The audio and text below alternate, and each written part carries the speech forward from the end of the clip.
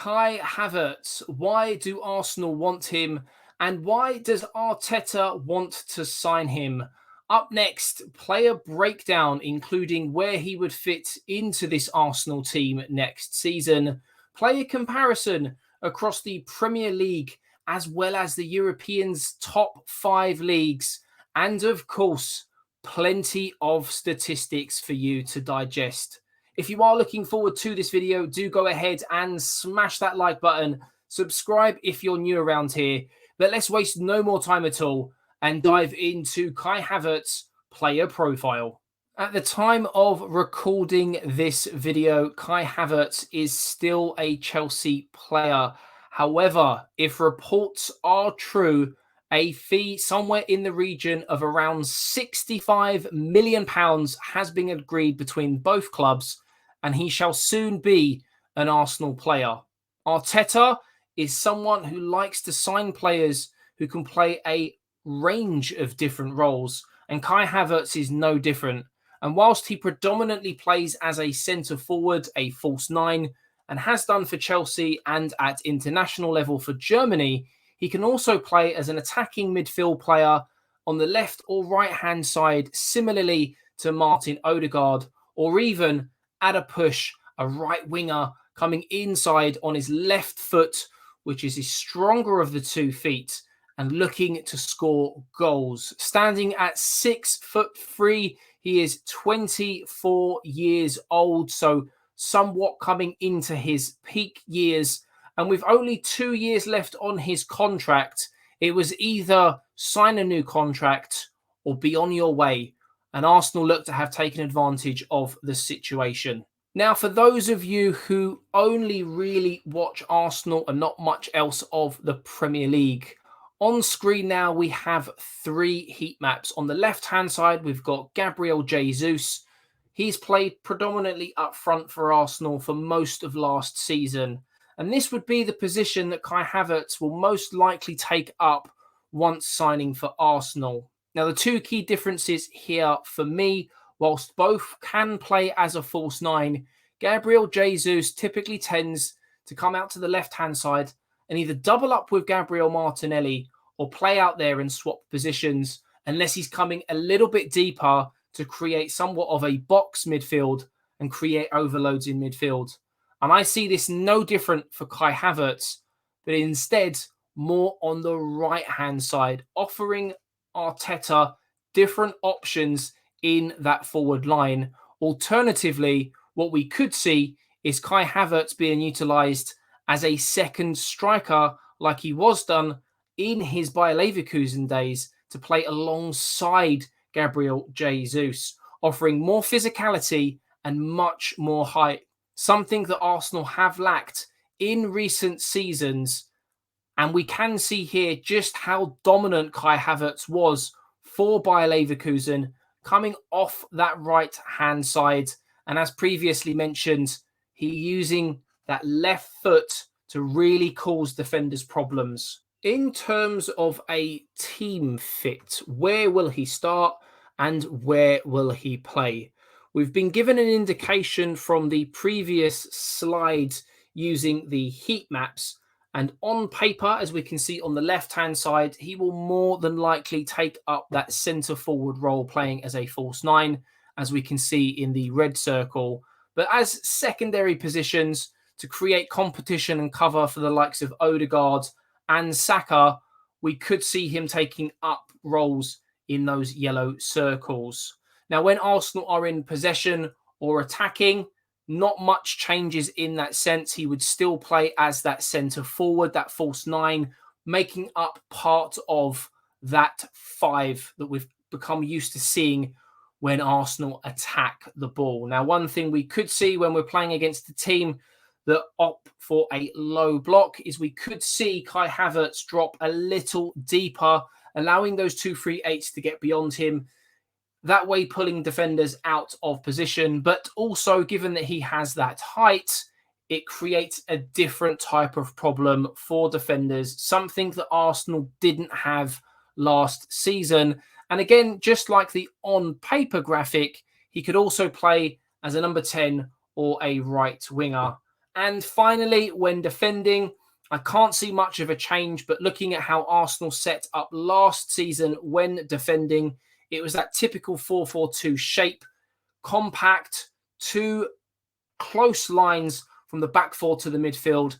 And again, he would be the furthest player forward. He would be looking to press the defenders. Arsenal typically tend to press much, much higher than this particular graph suggests. And he has been described as one of the best pressing defensive forwards by some of his previous coaches. It's that time where we look to digest some stats. And whilst a lot of what you can see on screen may seem overwhelming, we're not going to go through all of it. So by all means, pause the video at this point and go through it at your own pace. But what we will do is pick out some of the reasons as to why Arteta does want to sign Kai Havertz. Now, if we look at the graph on the left-hand side, this is Premier League comparison only against the rest of the forwards in the Premier League. And in that red section, we can see tackles, blocks, interceptions, and defensive actions, all of which in the 80 to 90 percentile. And this is exactly what I meant in the previous slide about being one of the best defensive all pressures from a forward in the Premier League, or let alone Europe for that matter. Arsenal do need to go up another level or two to compete against City's forward press, and Kai Havertz is certainly a good start. And this is only further backed up by the stats on the right-hand side when comparing Kai Havertz to positional peers across the top 5 leagues, Champions League, Europa League, over the last 12 months. Those stats in the bottom third of that graph, look at it, all of which, most of which in the 90 percentile. So it just goes to show the sort of tone and pace that he sets when looking to win the ball back in that final third. But let's take nothing away from Kai Havertz. That's not what he's all about. Whilst he may have underperformed his XG last season, he certainly does help link up play. And we only have to look at the grey stats on the left-hand side. His passing efficiency up in the 90 percentile. Progressive carries 3.49 per game. And this is further mirrored by the middle third of the graph on the right-hand side. A lot of that green there up in the top 80 and 90 percentile for progressive passes, progressive carries, pass completion, passes attempted, passes received. He is a fantastic link-up player. So there's a lot more to his game than just being this physical false nine to win balls in the box. Yes, whilst we look at the top third of those stats, they don't make for great reading. For example, his non-penalty goals or non-penalty XG, they could certainly improve. But one thing that we do have to take into consideration when looking at the last 12 months, he's had to get used to 3 to 4 different systems against 3 different managers. Now, one thing that I do think with Kai Havertz is that once he gets consistency in the system that he is playing, and maybe a little love from Arteta too, we will slowly start to see these numbers increase. And maybe, just maybe, we might see the player that we did see at Bayer Leverkusen. The reason why so many clubs were interested in him before he made that move to Chelsea. I can already hear Arsenal fans asking that question. How does he compare to what we already have? How does he compare, more importantly, to Gabriel Jesus? So here are those numbers from last season. And I thought it would also be good to compare Kai Havertz from Bayer Leverkusen, that season that arguably was the reason why he got his move to a, I wouldn't say big club, let's say slightly bigger club for the sake of this video. But looking at the stats initially, game time, games played across all 3 seasons, very, very similar. But the first stat that stands out to me is the goals and assists. We do know that Gabriel Jesus was injured for quite some time last season, and he has put up similar numbers to a fantastic Kai Havertz back at Bayer Leverkusen, and arguably Kai Havertz having a season to forget last year. Now, in his defence, as previously mentioned, he did have 3 different managers and had to get used to 3 different systems. So this could be one of the reasons as to why his goals and assists were as low as they were. Shots, though, definitely up in comparison to his time at Bayer Leverkusen, on par there or thereabouts with Gabriel Jesus. Shot accuracy and passing accuracy, very much the same across the board. A slight increase on chances created from his time at Bayer Leverkusen. Hopefully, Mikel Arteta can get that number back up there again and take on success.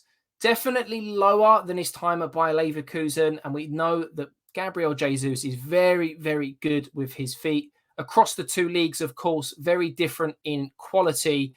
And again, it's not something that Kai Havertz is necessarily known for, or what he's done during his time at Chelsea. Definitely more of a physical specimen, someone who's going to get in the box, big game player, score important goals, win aerial challenges as well, not known for his dribbling prowess.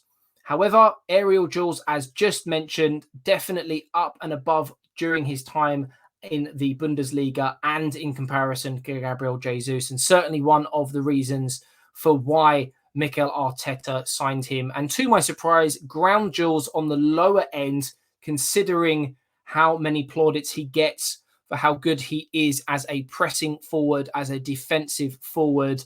So there you have it. That is the Kai Havertz player breakdown. Plenty of positives, plenty of question marks still to answer. This transfer has certainly come out of the blue and caught a lot of Gooners off guard.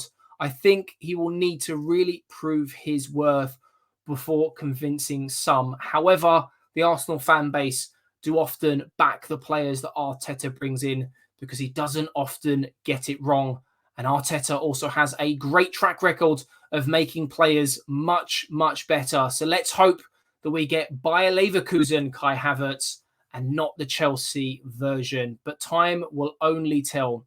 If you did learn something in this video, a like would be very much appreciated. Subscribe if you're new around here. And this will be the first of hopefully several Arsenal signings. And you bet that I'll have it covered on this channel. So make sure you stick around. But I'm JC, and I'll catch you in the next one. Stay safe and take care.